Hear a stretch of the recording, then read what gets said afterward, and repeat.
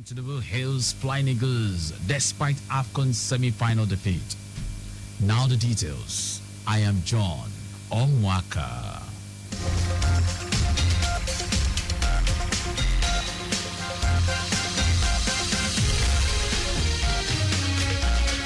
The Lagos State government, through the Office of Sustainable Development Goals, has empowered 1,200 women across 5 divisions of the state in financial literacy training. This is part of efforts to reach 10% of Lagosians who live in significantly undeserved and hard-to-reach communities to reduce poverty and make women financially independent. Special Advisor to the Governor on Sustainable Development Goals, Orioluwa Fini, gave the hint while reeling out the activities and achievements of the office at the ministerial press briefing to mark the second year of the second term of Governor Babajide Sanwo-Olu's administration in office. Fini noted that out of the 17 development goals, Lagos State government has prioritized 10, including no poverty, quality education, clean water and sanitation, affordable clean energy, decent work and economic growth, industry, innovation and infrastructure, responsible consumption, climate action, peace and justice, as well as partnership with the goals, and aims to achieve its target before year 2030, while noting that over 4,000 sanitary pads were distributed to girls in Lagos public schools to end period poverty. The special advisor appealed to other private organizations and non-governmental organizations to partner the state government in ending period poverty among the vulnerable people to reduce out-of-school girls during their monthly flow. For Lagos State, we have been recognized in our efforts for sustainability, and based on our feedback, we can conclude that Lagos has demonstrated serious intent to proactively tread sustainability into all its operations. Lagos has been awarded a gold status for having successfully assessed 17 of the United Nations Sustainable Development Goals. This review is a globally relevant review of the existing sustainability practices of Lagos State to determine the level of outcomes for all relevant SDGs in collaboration with other MDAs. Lagos is the first state in Nigeria to embark on such a process and achieve such a rating. Fini stated that 650 undeserved communities have been identified across 20 local government areas with a population of over 800,000 of 15 years of age, over 300,000 5 years, 70,000 and 51, 70,000 and 51 1 year, and over 80,000 pregnant women, with the establishment of centers in 9 local government areas of the state.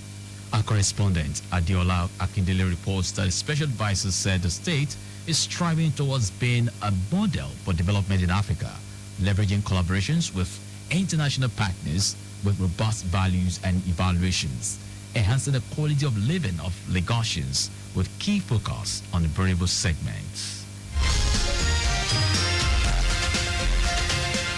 In line with the scheduled maintenance works on Marine Bridge by the Federal Ministry of Works, the Lagos State government has released a traffic management plan which will commence on Sunday, 18th of May to Sunday, 8th of June. Commissioner for Transportation, Oluwaseun Oshiyemi, in a statement said to minimize traffic disruption, the maintenance work will be carried out in 2 phases. Oshiyemi said phase 1 was spanned from the foot of Marine Bridge, Lawani Oguntayo Road, inbound Apapa Costain, while phase 2 will cover Ijoro Badia and Lily Pond access ramp inbound Apapa. During the maintenance period, motorists inbound Apapa from Ijoro-Lokpa are to use Ijora Causeway access ramp by Omni Retail Company and continue their journey. Those heading to Apapa from Costain will be diverted into a contra flow on the lane inbound Costain. In the same vein, from 2nd to 8th of June, motorists from Ijoro-Lokpa going to Apapa will be diverted through Ijora Causeway access ramp by Omni Retail Company into Lily Pond access road to continue their journey. The bridge will be fully reopened to traffic on Monday, 9th of June.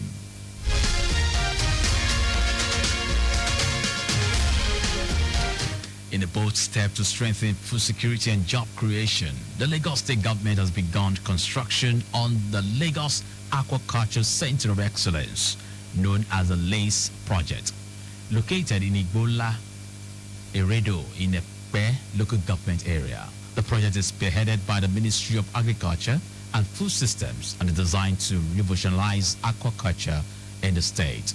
Speaking during a site visit to monitor ongoing work, the Commissioner for Agriculture, Abisola Olusonya, alongside the Permanent Secretary, Emmanuel Audu, and key stakeholders expressed optimism about the project's impacts. The LACE project, a public-private partnership with Dula Agro Services Limited, spans 35 hectares and is expected to produce over 50 million fish fingerlings annually. It will also support about 5,000 smallholder farms across Lagos. Officials say the project will play a key role in job creation, economic empowerment, and ensuring food security for millions of Lagosians. To enhance school emergency preparedness, the Health Emergency Initiative, HEI, has trained over 5,500 teachers and students across Lagos State as first responders to enable them to act swiftly and effectively during emergencies. The Executive Director of HEI, Pascal Achoni, explained that the program aims to equip participants with essential emergency response skills, including cardiopulmonary resuscitation, CPR, fracture treatment, and transport of road traffic accident victims, among other medical crises. Achone, who said most deaths occur in the pre-hospital phase, where victims do not receive timely assistance due to bystanders and eyewitnesses' lack of essential emergency response skills, expressed gratitude to the Lagos State government, Lagos State Ministries of Education and Health for their support and recognition. We want to ensure that young people at secondary school level acquire the critical skills during hospital situations. So that way they grow up with an orientation, with a culture, and the skills to do something positive when emergency happens. Currently, we have approval of 3 state governments to integrate this training in the curriculum of secondary schools. That means that in the coming months and years, we'll see it building systemic change, institutional transformation among young people. HEI's Chief Training Instructor, Abigail Imperidem Hassan, who led the practical sessions, said participants were trained to manage a variety of emergency scenarios with hands-on instruction in first aid techniques tailored to situations such as cardiac arrest, snake bites, and fractures, among others.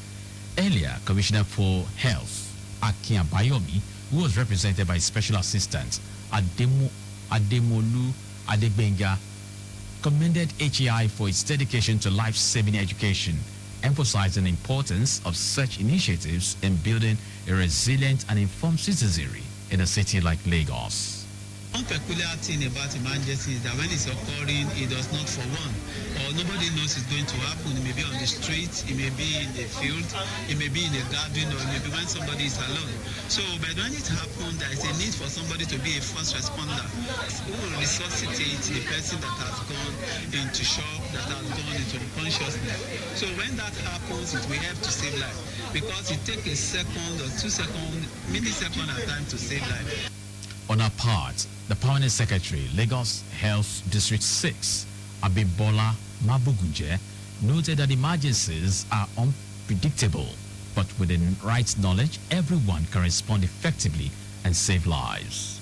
Accidents, emergencies can occur at any time, and this program will go a long way in making sure that our students, our teachers, common man knows exactly what to do to save a life. Teachers and students drawn from public, private, and missionary schools expressed enthusiasm about the skills acquired, noting that it empowers them to act swiftly in emergencies rather than being passive bystanders. And now to the rest of the stories. The Minister of State for Petroleum Resources, Gas, Ekwerikwe Epo, has announced that the Petroleum Technology Development Fund, PTDF, owned College of Petroleum and Energy Studies in Kaduna is now ready for commissioning. The minister made the announcement during a facility tour of the institution, which is located along the Kaduna-Zaria Expressway behind the Kaduna International Trade Fair Complex.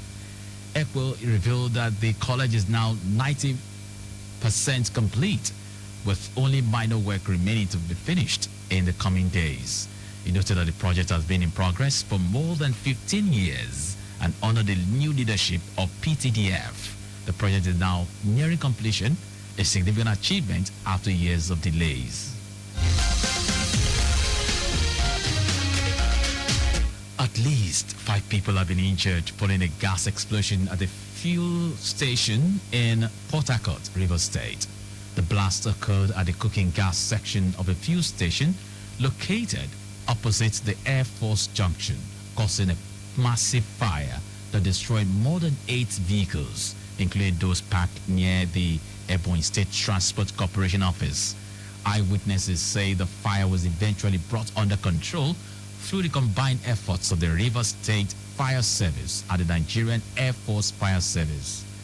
One of the injured victims, Emmanuel Ninyegu, a commercial driver, told newsmen that his 18-seater bus was completely destroyed and that he sustained injuries, and recounted how he and his pregnant wife narrowly escaped the explosion. And now to foreign news. Key European leaders are rallying alongside United States President Donald Trump in renewed efforts to bring an end to the war in Ukraine. This comes as direct talks between Moscow and Kyiv in Istanbul ended with no breakthrough on a ceasefire. From the sidelines of a summit in Albania on Friday, the leaders of France, Germany, Britain, and Poland held a joint call with President Trump and Ukraine's President Volodymyr Zelensky to strategize on a way forward. The high-level call included French President Emmanuel Macron, German opposition leader Friedrich Merz, Britain's Keir Starmer, and Poland's Prime Minister Donald Tusk. The same leaders will recently visited Kyiv in a strong show of support for Ukraine. Despite growing international pressure, Moscow continues to reject calls for an unconditional ceasefire. And now sports. President Bola Tinubu has congratulated Nigeria's under-20 men's football team, the Flying Eagles, for qualifying for the 2025 FIFA Under-20 World Cup despite their semi-final loss to South Africa at the ongoing AFCON. The match ended in a narrow 1-0 defeat for Nigeria, with South Africa's Tylon Smith scoring the decisive goal in the 66th minute to end the Amajita into the final. Reacting to the outcome on his official X handle, President Tinubu praised the team's efforts and commended them for their determination and achievement in qualifying for the global tournament. And that's our news at 9. But just before we go, carry out proper and adequate checks on your vehicles before setting out. You can follow us and like all our various social media platforms. X, Lagos Traffic Radio 961. Instagram, Lagos Traffic Radio 961. Watch us live on Facebook, Lagos Traffic Radio 96.1 FM. On YouTube, subscribe and watch our programs and news live on Traffic Radio 961. Did you know that the Sondu administration empowered over 1,000 residents at the third phase of the Mega Empowerment Program? You can get more details on the Lagos State Government website. To end the news, here are the highlights of the major stories. The Lagos State Government, through the Office of Sustainable Development Goals, has empowered 1,200 women across 5 divisions of the state in financial literacy training. The Minister of State for Petroleum Resources, Gas, Ekwerikwe Epo, has announced that the Petroleum Technology Development Fund, PTDF-owned College of Petroleum and Energy Studies in Kaduna is now ready for commissioning. We also tell you that the key European leaders are rallying alongside United States President Donald Trump in renewed efforts to bring an end to the war in Ukraine. And in sport, President Bola Tinubu has congratulated Nigeria's under-20 men's football team, the Flying Eagles, for qualifying for the 2025 FIFA Under-20 World Cup, despite their semi-final loss to South Africa at the ongoing AFCON. For contact with the newsroom, send a message to Lagos Traffic Radio at lagostate.gov.ng. That is a news broadcast compiled by Aderayo Olaya.